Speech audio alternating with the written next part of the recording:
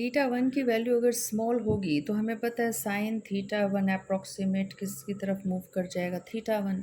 और theta one can be written as tangent theta one. तो हम इसमें से चेंजेस कर सकते हैं। तो मैक्सिमम केसेस में जब आप मैथमेटिकल पोर्शन स्टडी करेंगे ना, आपके पास कई बार ये मैथमेटिकल चेंजेस जंप्स करने पड़ेंगे। साइन थीटा वन से थीटा वन की तरफ जाएंगे, क्योंकि हमें पता है ऑप्टिक्स के अंदर एंगल ही वो कंसिडर करने हैं जो प्रिंसिपल एक्सिस के साथ स्मॉल एंगल बनाते हों। और अगर ये साइन थीटा वन है तो थीटा वन को टेंजेंट थीटा वन भी हम ले सकते हैं इन trigonometry.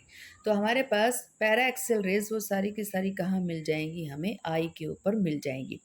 According to Fermat principle, all the paraxial rays take same amount of time to travel from O to I. अब हमारे पास ये था लेंस, यहाँ से चली हमारी ये पैरा एक्सेल रेस, मैं इन सबको पैरा एक्सेल कंसिडर कर रही हूँ।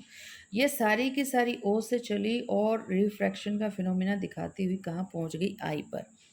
All rays will travel from O to I, they all take the same time period according to the Fermat principle. ये नहीं है कि फर्स्ट रे पहले पहुंच जाएगी, लास्ट वाली लास्ट में पहुंचेगी, ऐसा कुछ नहीं होगा। ये सारा का सारा जो बंडल ऑफ रेज है ना, they are going to meet at I at same point पे मिलेगा। यहाँ पर हमें एक चीज़ ध्यान में रखनी है, n1 sine theta one is equal to n2 sine theta को फॉलो करेंगे हम। इस को ओबे करने के बाद ही आपको ये वाली चीज़ यहाँ पर मिलेगी। n1 रिप्रेजेंट करता है आपका फर्स्ट जो मीडियम है उसका refractive index, theta one represent करता है फर्स्ट मीडियम के अंदर एंगल कितने का बनाया ऑब्जेक्ट या इंसिडेंट रेज ने। n2 रिप्रेजेंट करता है सेकंड मीडियम, यानी कि जहाँ पर रिफ्रैक्शन का फिनोमिना हुआ है, सेकंड मीडियम में लाइट एंटर कर रही है और इमेज ने एंगल कितने का बनाया। तो अगर यहाँ पर हम थीटा वन की वैल्यू देखें तो थीटा वन तो आपके पास ये था ना angle, that is your theta one, ये थीटा वन था। तो ये ट्राइंगल अगर हम कंसीडर कर लें तो इस ट्राइंगल में अगर आप गौर से देखें तो आपका जो रिज़ल्ट है वो किसकी फॉर्म में निकल रहा है, यू की फॉर्म में निकल रहा है। और इधर से किसकी फॉर्म में निकल रहा है, एच मान लीजिए इसको। तो हमारे पास थीटा वन जो है क्या करेंगे हम यहाँ पर, थीटा वन को ले लेंगे इन द टर्म्स ऑफ किसका, टेंजेंट थीटा। तो परपेंडिकुलर अपॉन बेस हो जाएगा। सिमिलरली आपके पास यहाँ थीटा टू है, थीटा टू लेंगे तो ये वाली ट्रायंगल ले लीजिए, ये वाली ट्रायंगल लेंगे तो फिर आपके पास एच अपॉन वी की फॉर्म में आ जाएगा।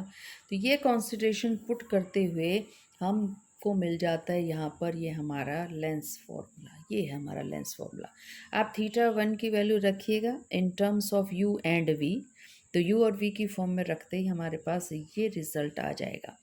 तो ये आप यहाँ पर इसको मूव करवा गए हैं।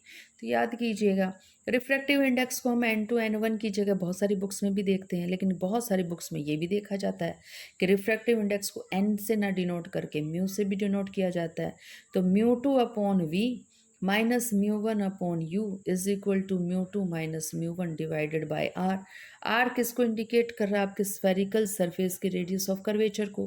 म्यू टू किसको इंडिकेट कर रहा है, सेकेंड मीडियम जिसमें आप एंटर कर रहे हैं।